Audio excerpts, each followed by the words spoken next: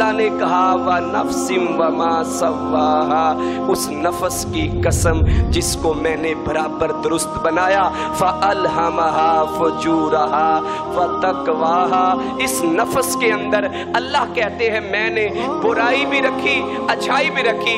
मतलब ये है कि इसको अच्छाई का तरीका भी बता दिया, बुराई का भी बता दिया, ये टेढ़ा रास्ता है, ये सीधा रास्ता है।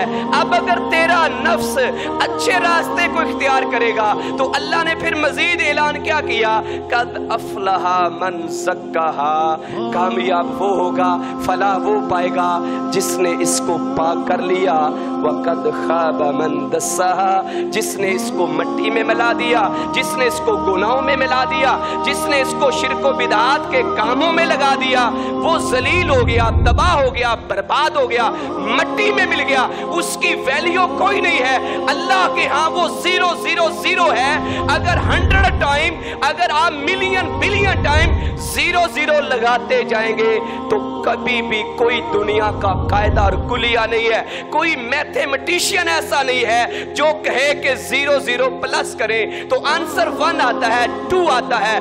दुनिया के अंदर कोई ऐसा कायदा और कुलिया नहीं है, क्योंकि मुहम्मद रसूलुल्लाह सल्लल्लाहु अलैहि वसल्लम ने फरमाया, ये दुनिया के अंदर जिस्म की पूजा करने वाला, जिस्म का पुजारी कल क़यामत को अल्लाह की बारगाह में आएगा।